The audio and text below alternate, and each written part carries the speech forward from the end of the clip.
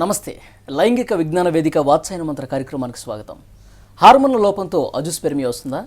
అజుస్పెర్మియా అంటే ఏంటి? అసలు దీనికి చికిత్స ఉందా?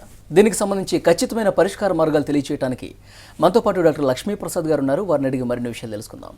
లక్ష్మీప్రసాద్ గారు, good evening sir. Good evening అండి. రైట్, ఇప్పుడు మన సబ్జెక్ట్లోకి వెళ్లే ముందు first of all swine flu ఈ మధ్య హాట్ టాపిక్ ఇది. స్వైన్ ఫ్లూ ఇష్యూ ఆంధ్ర నుంచి కావచ్చు, ఇతర స్టేట్స్ నుంచి కావచ్చు, హైదరాబాద్కి రావాలంటేనే భయపడుతున్నారు. హైదరాబాద్లో కొన్ని వందల కేసులు స్వైన్ ఫ్లూ కేసులు నమోదవుతున్నాయి. అసలు ఏంటి ఇది, ఎలా వస్తుంది, దీనికి చికిత్స మార్గాలు ఏంటి? యాక్చువల్ స్వైన్ ఫ్లూ అనేది ఇట్స్ మనకి ఎయిర్ బోర్న్ డిసీజ్ లాగానే మనం దీన్ని పరిగణించాల్సి వస్తుంది. అయితే కంటామినేషన్ ఒకళ్ళ నుంచి ఒకళ్ళు రావడానికి ఎక్కువ అవకాశాలు ఉన్నాయి.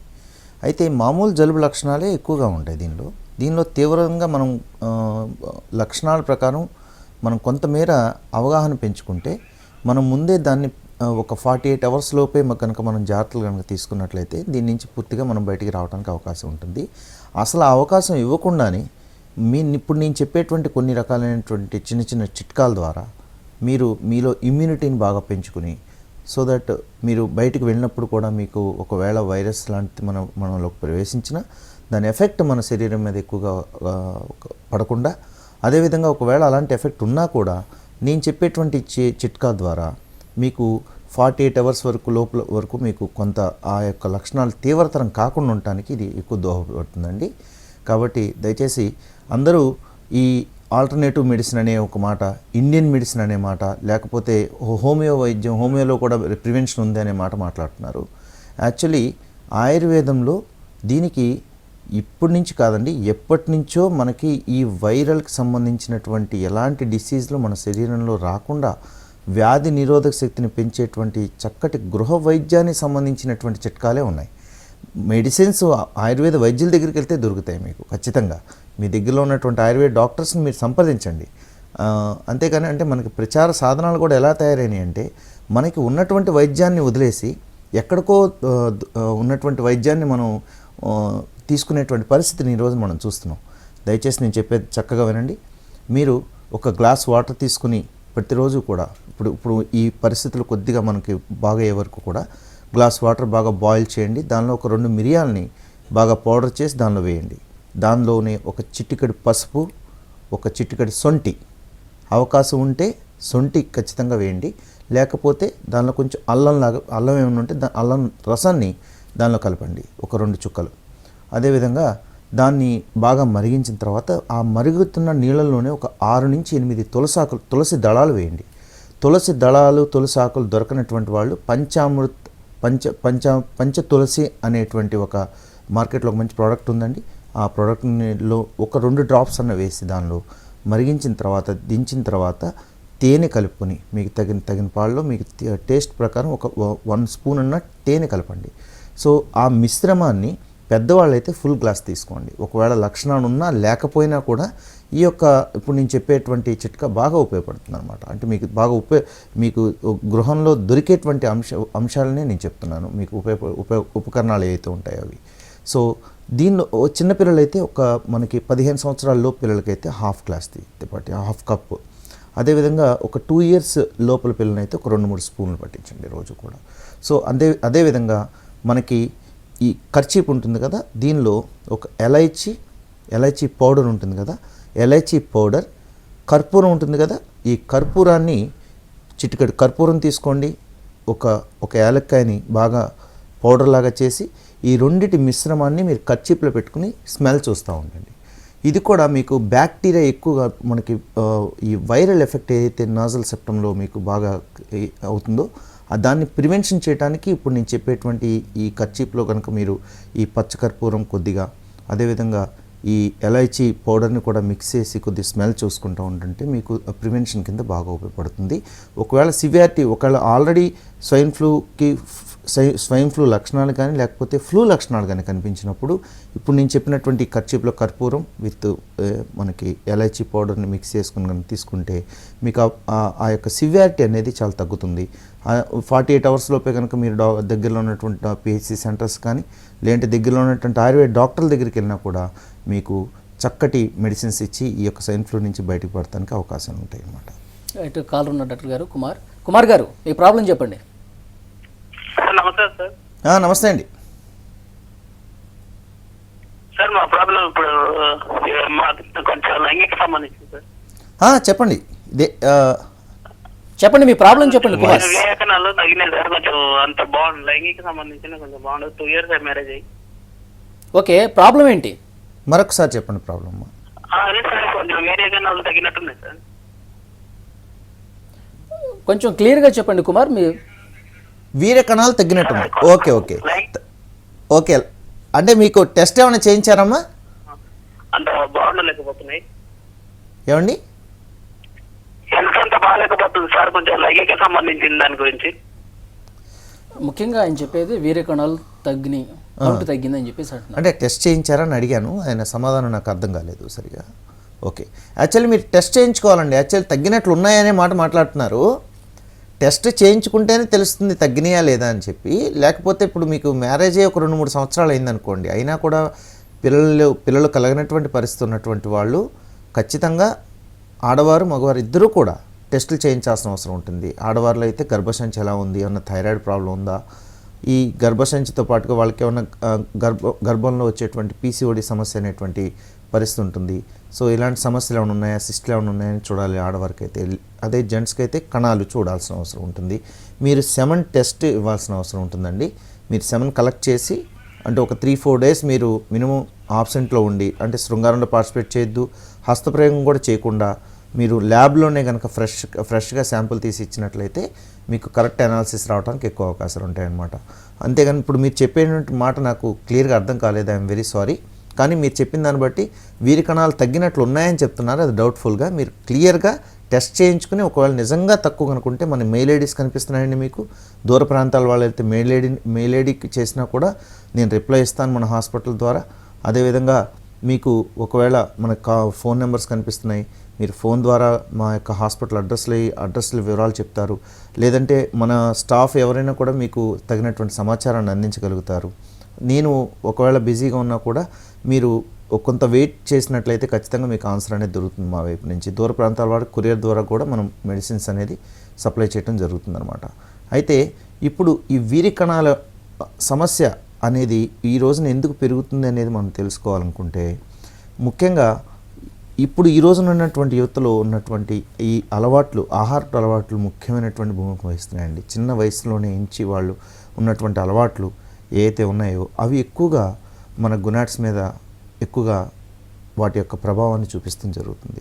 మనం ఆల్రెడీ ఉన్నటువంటి పరిస్థితులే కాలుష్యంలో ఉంటున్నాం. మనం పైపెచ్చు మనం తీసుకునేటువంటి ఆహారం కానివ్వండి, అదేవిధంగా మనం ఉన్నటువంటి మానసిక పరిస్థితులు, మన అలవాట్లు, ఇవన్నీ కూడా ఎక్కువ ప్రభావం చూపించి గునాట్స్ మీద హార్మోన్స్ ఇంబ్యాలెన్స్ అవ్వటం, టెస్టికల్స్ దగ్గర ఈ మనం వేసుకునేటువంటి జీన్స్ ప్యాంట్ ఎక్కువగా టైట్ జీన్స్ ప్యాంట్ వేసుకునేటువంటి మగవారిలో, ఎక్కువగా లాంగ్ డ్రైవింగ్ చేసేటువంటి మగవారిలో, ఎక్కువగా స్టాండ్ అయి పనిచేసేటువంటి మగవారిలో వెరికోజిల్ ఎఫెక్ట్ ఎక్కువ కనిపిస్తుందండి. అంటే వృషణాల నుంచి చెడు రక్తాన్ని వెనక్కి తీసుకెళ్లేటువంటి రక్తనాళం యొక్క థిక్నెస్ పెరగటం అన్నమాట.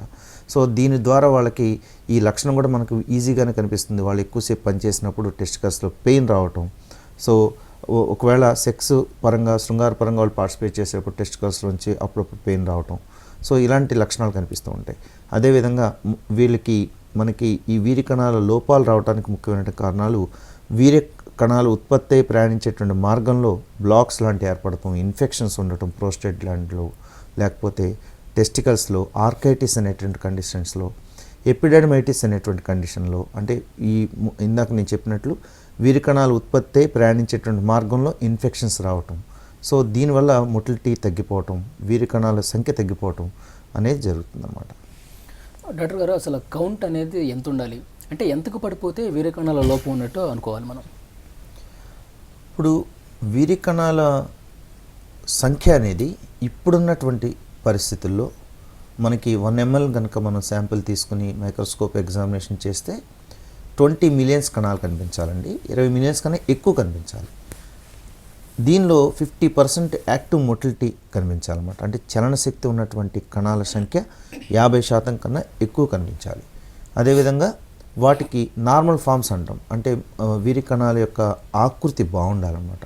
అలా బాగున్నటువంటి ఆకృతి కలిగినటువంటి వీర్య కణాల సంఖ్య 80% అండ్ అబోవ్ ఉండాలి ఈ 20 millionsలో. సో ఇలా ఉన్నటువంటి దాన్ని మనం నార్మల్ సెమినాలిసిస్ కింద పరిగణించడం జరుగుతుంది. అయితే పూర్వకాలంలో మంచిగా 1 mlలోనే మనకు 100 మిలియన్స్ కన్నా పైనే వీరికణాల సంఖ్య కనిపించేది. ఇప్పుడు మన భారతదేశంలో ఉన్నటువంటి ఇప్పుడున్న ప్రస్తుత పరిస్థితుల్లో ఈ మధ్య ఉన్నటువంటి స్టాటిస్టిక్స్ ప్రకారం చూసుకుంటే మనకి వీరికణాల సంఖ్య మగవారిలో విపరీతంగా తగ్గిపోతుందనేది శాస్త్రీయంగా నిరూపించడమైనటువంటి అంశం అండి. దానికోసమే మనం ఎన్నో రకాల ఇప్పుడు ఈ ధారావాహికలన్నింటిలో కూడా ముఖ్యంగా ట్రీట్మెంట్ గురించి వెంబడపడేదానికన్నా మనం ప్రివెన్షన్ ఇంపార్టెంట్. ఇక్కడ మనకి ఏ పరిస్థితుల్లో వీరికణాల సంఖ్య తగ్గుతుందంటే సంతానోత్పత్తి కలగడానికి స్త్రీ పురుషులు ఇద్దరిలోనూ కూడా కొద్దిగా చిన్న వయసు నుంచే, అంటే వయసు పెరిగే కొద్ది 14-15 సంవత్సరాల వయసు నుంచే వాళ్ళకి ఈ మన జెనెటల్ పార్ట్స్ మీద ఒక అవగాహన అనేది చాలా అవసరం. వాటిని ఏ రకంగా మనం జాగ్రత్తలు తీసుకోవాలి, ఫ్యూచర్లో వచ్చేటువంటి ప్రాబ్లమ్స్ ఎలా ఉంటాయి, దాన్ని అధిగమించాలంటే మనం ఇప్పటి నుంచి ఎలాంటి జాగ్రత్తలు తీసుకుంటే మంచిది అనేది ఖచ్చితమైనటువంటి అవగాహన ఉంటే, మనం కనుక తల్లిదండ్రులు కొద్దిగా పూనుకుని ఈ విషయం మీద వాళ్ళకి సరైనటువంటి అవగాహన ఇచ్చినట్లయితే ఈ యొక్క సమస్య సంతానోత్పత్తి అనేటువంటి సమస్య ఇప్పుడు సమాజంలో ఏ రకంగా పెరిగిందనేది అందరం చూస్తున్నటువంటి పచ్చి నిజం అండి. సో దీన్ని మనం నియంత్రించాలి అనుకుంటే మనం ఫస్ట్ నుంచి కూడా ఫ్యామిలీ పరంగా మనం తీసుకున్నటువంటి ఆహారంలోనూ అలవాట్లు లక్షణాలు ఏవైతే ఉంటాయో వీటిని మనం అవగాహన తెచ్చుకుని దాని ప్రివెన్షన్ రూపంలో కనుక మనం నివారించుకోగలిగితే సో ఖచ్చితంగా మనం ఫ్యూచర్లో మనం తరాలకి మంచి సమాజాన్ని ఇవ్వగలుగుతాం అనమాట. మరో కాలర్ సంతోష్ ఉన్నారు డాక్టర్ గారు. సంతోష్ గారు, మీ ప్రాబ్లం ఏంటి చెప్పండి డాక్టర్ గారికి. సంతోష్ గారు చెప్పండి. Hello sir, good evening sir. Good evening, చెప్పండి. సార్ యాక్చువల్గా నాకు పెళ్ళి కరెక్ట్గా 8 months ఉంది సార్. ఓకే. సో 8 months నుంచి అంటే నాకెందుకు త్వరగా నా సైడ్ నుంచి 30 seconds. సంతోష్ గారు, మీ వాయిస్ క్లారిటీ లేదండి, మళ్ళీ చెప్పండి. 30 seconds సార్. సార్ 30 seconds నాకు పెళ్ళి రీసెంట్ గా సార్. నాకు అర్థమైంది, 30 seconds అయిపోతుందని చెప్తున్నారు.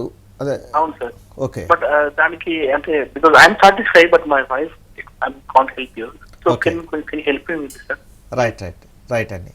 ఓకే, శీఘ్రస్ఖలన సమస్యతో బాధపడుతున్నారండి. 30 seconds అంటే చాలా త్వరగా అయిపోతున్నట్టే లెక్క. సో మీరు రెండోసారి ప్రయత్నం చేసినప్పుడు మంచిగానే పార్టిసిపేట్ చేసే పరిస్థితి ఉందా లేదా? సార్ రెండోసారి చేసినప్పుడు మాక్సిమం 1.5 minutes సార్. ఓకే. మీరు ఏమన్నా లావుగా ఉంటారా? లేదు సార్, నా age 29 sir. Height is 5'11" sir. Weight వచ్చేసి 82 సార్. ఓకే. ఇప్పుడు మీరున్నటువంటి పరిస్థితిలో ఇప్పుడు పర్ఫార్మెన్స్ యాంగ్జైటీ అనేటువంటి పరిస్థితి కొద్దిగా కొత్తగా పెళ్ళైనటువంటి మగవారిలో కనిపించే అవకాశం ఉంటుందండి. కానీ మీరు మ్యారేజ్ 8 months అని చెప్పినట్టు ఉన్నారు ఇప్పుడు.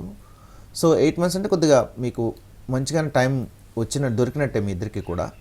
సో మీరున్నటువంటి పరిస్థితిలో ఖచ్చితంగా శీఘ్రస్ఖలన సమస్యతో బాధపడుతున్నట్టే మనం చెప్పాల్సిన అవసరం ఉంది. సో శీఘ్రస్ఖలన సమస్య అనేది ఇప్పుడున్నటువంటి పరిస్థితుల్లో ఒక 100 మెంబర్స్ని కనుక తీసుకుంటే 40 మంది దీంతో బాధపడుతున్నారండి. సో ముఖ్యంగా ఇది వచ్చేటువంటి వయసు 18 years నుంచి 45 years ఏజ్ గ్రూప్లో మధ్యలో రావడానికి ఎక్కువ అవకాశం ఉంది ఈ యొక్క సమస్య. దీనిలో ముఖ్యంగా డయాబెటీస్ వాళ్ళు ఎక్కువగా ఈ సమస్యతో బాధపడే వాళ్ళు చాలామంది ఉంటారు. ఇకపోతే ఈ సమస్య ముఖ్యంగా రావడానికి గల కారణాలు, దీనికి ప్రత్యేకమైనటువంటి ఒక ప్రోగ్రామ్నే మనం 2-3 సార్లు కండక్ట్ చేయడం జరిగింది శీఘ్రస్ఖలన సమస్య మీద. అయితే మీరు అడిగారు కాబట్టి ఇప్పుడు మన యొక్క మానసిక పరిస్థితి అంటే పర్ఫార్మెన్స్ యాంగ్జైటీ అనేటువంటి పరిస్థితి వలన, అదేవిధంగా రక్తంలో కొలెస్ట్రాల్స్ కనుక బాగా ఎక్కువ అవటం, ఈ కొలెస్ట్రాల్ డిపాజిట్స్ అనేది అంగం పూర్వచరం దగ్గర మనకి ఎక్కువగా డిపాజిట్ అవటం వల్ల అక్కడ అతి సున్నితత్వం పెరిగిపోతుంది అనమాట. సో హైపర్ సెన్సిటివిటీ బాగా పెరిగిపోతుంది అక్కడ. సో దాంతో ఏమవుతుందంటే మీకు ఎరెక్షన్ మంచిగానే అవుతుంది. మీరు ఎప్పుడైతే శృంగారంలో పార్టిసిపేట్ చేసి అంగప్రవేశానికి వెళ్తారో ఆ సమయంలో అంగాన్ని కనుక ముట్టుకున్నట్లయితే వెంటనే మీకు ఎజాకులేషన్ అయిపోయినటువంటి పరిస్థితి, స్ఖలనం అయిపోయినటువంటి పరిస్థితి ఉండేటువంటి పరిస్థితి ఉంటుంది. దీనిలో ముఖ్యంగా ఇందాక నేను చెప్పినట్లు కొలెస్ట్రాల్ బాగా పెరగటం, అదేవిధంగా సెమన్లో ఇన్ఫెక్షన్స్ ఉండటం, సో ఈకోజెనిక్ కార్పొరేట్ అనేటువంటి పరిస్థితిలో సో అతిగా హస్తప్రయోగం చేయడం వల్ల ఇన్ఫెక్షన్స్ ఎక్కువగా ఉంటుందండి. ఆ హస్తప్రయోగం కూడా చాలామంది మగవారు ఆపి చేయడం జరుగుతుందన్నమాట. సో ఆపి చేయడం అనేది అవాయిడ్ చేయాల్సిన అవసరం ఉంటుంది. అయితే హస్తప్రయోగం చేసుకుంటే అంగం చిన్నగైపోతుంది అనేటువంటి పరిస్థితిలో ఉన్నటువంటి మగవారు చాలా ఎక్కువగా ఉంటారు. అది పట్టుత్వం తగ్గిపోతుంది అనేటువంటి పరిస్థితి ఉన్నటువంటి మగవారు కూడా ఉంటారు. నేను చెప్పేటువంటి అంశం వెరీ క్లియర్ అండి. ఇన్ఫెక్షన్ పెరగడానికి ఎక్కువ అవకాశం ఉంటుంది. ఇందాక నేను చెప్పిన ఇంకో కండిషన్ ఈకోజెనిక్ కార్పొరేట్ అనేటువంటి పరిస్థితి రావడానికి ఎక్కువ అవకాశం ఉంటుంది. అది కూడా అతిగా చేస్తే, హస్తప్రయోగం అనేది మీరు రెండు రోజులకు ఒకసారి కనుక స్వయం తృప్తిగా చేస్తున్నట్లయితే ఎలాంటి దుష్ప్రభావాలు అయితే ఉండదండి. సో శీఘ్రస్ఖలనానికి ప్రధాన కారణం ఈ ఈకోజెనిక్ కారణం, అదేవిధంగా టెస్టోస్టెరాన్ హార్మోన్ కొంచెం తగ్గటం, ఇందా నేను చెప్పినట్లు ఒబెసిటీ బాగా పెరిగినటువంటి బాగా హెవీ పర్సనాలిటీ ఉన్న వాళ్ళల్లో కూడా ఈ ప్రీమెచ్యూర్ ఎజాకులేషన్ రావడానికి ఎక్కువ అవకాశం ఉంటుంది. దీనికి ప్రత్యేకమైనటువంటి చికిత్సలు మనం ఇస్తున్నామండి. ముఖ్యంగా మీ యొక్క పరిస్థితిని బట్టి 2 రకాలైనటువంటి ట్రీట్మెంట్స్ ఇవ్వడం జరుగుతుంది. అంటే మీరు పరిస్థితి బాగుండి రిపోర్ట్స్ అన్నీ బాగున్నట్లయితే మీకు కేవలం మెడిసిన్స్ ద్వారానే మీరు ఈ పరిస్థితి నుంచి బయటికి తీసుకొచ్చేటువంటి చికిత్సా పద్ధతులు ఉంటాయి. దీనికి కేవలం ఒక 2 నుంచి 3 నెలలు సమయం పడుతుంది. ప్రతి 14 డేస్కి మీరు వచ్చి మీ యొక్క పర్ఫార్మెన్స్ నాకు చెప్పడం అనేది చాలా ఇక్కడ ఇంపార్టెంట్ అయినటువంటి విషయం. మా కౌన్సిలింగ్స్తో పాటుగా మెడిసిన్స్ కూడా అవసరం ఉంటుంది. కొంతమందికి నేను ఇచ్చేటువంటి ప్రత్యేక చికిత్స అవసరం అండి. దానిలో 7 డేస్ 10 డేస్ 14 డేస్ ఖచ్చితంగా హాస్పిటల్కి రావాల్సి ఉంటుంది. సో మీ ఆరోగ్య పరిస్థితుల్లో మనకి టెస్ట్లో కనుక ఎలాంటి లోపాలు కనిపించినా దాని నుంచి మనం బయటికి రావాల్సిన పరిస్థితి ఉంది కాబట్టి దానికి ప్రత్యేకమైన చికిత్సలు ఉంటాయండి. సో ఈ 2 విధాలుగాను మనం ఈ శీఘ్రస్ఖలన సమస్య నుంచి పూర్తిగా బయటికి రావడానికి మేము ఇచ్చేటువంటి చికిత్సలు అనేది సైడ్ ఎఫెక్ట్స్ లేకుండా లాంగ్ టర్మ్ మీకు ఉపయోగపడేటువంటి చికిత్సలు ఇస్తున్నాం అనమాట. ధైర్యంగా ఒకసారి మీరు హాస్పిటల్కి వచ్చి సంప్రదించిన వైఫ్ అండ్ హస్బెండ్ ఇద్దరు కూడా. డాక్టర్ గారు, అసలు అజూస్పెర్మియా కండిషన్ అంటే ఏంటి? అజూస్పెర్మియా కండిషన్ అనేది అవగాహన తెచ్చుకోవాల్సినటువంటి అంశం అండి ఇది. ఓకే. ఎందుకంటే ఈ మనకి వీర్య కణాల సంఖ్య అనేది 0 ఉండటం, నీల్ కౌంట్ అంటాం అనమాట. ముఖ్యంగా వీర్య కణాల లోపాలు మనకి ఇందాక నేను చెప్పాను క్లియర్గా కౌంట్ ఎంత ఉండాలి అని. సో ఈ 20 మిలియన్ కన్నా కౌంట్ తక్కువ ఉండేటువంటి పరిస్థితిని, సంఖ్య తక్కువ ఉండేటువంటి పరిస్థితిని అలిగోస్పెర్మియా అనేటువంటి మనం నిర్వచించడం జరుగుతుందన్నమాట. అదేవిధంగా ఈ ఆకృతిలో కనుక తేడా కనుక కనిపించినట్లయితే టెరటోస్పెర్మియా అని చెప్పడం జరుగుతుంది. మనకి వీర్య కణాల సంఖ్య ఉండి మొటిలిటీ పూర్తిగా 0 ఉన్నట్లయితే, మొటిలిటీ అసలు ఉండదండి చాలామందికి. సో ఈ పరిస్థితిని నెక్రోజోస్పెర్మియా అని చెప్పడం జరుగుతుంది. సో ఈ మొటిలిటీ తక్కువ ఉంటే అస్తునోస్పెర్మియా అని చెప్పడం జరుగుతుంది.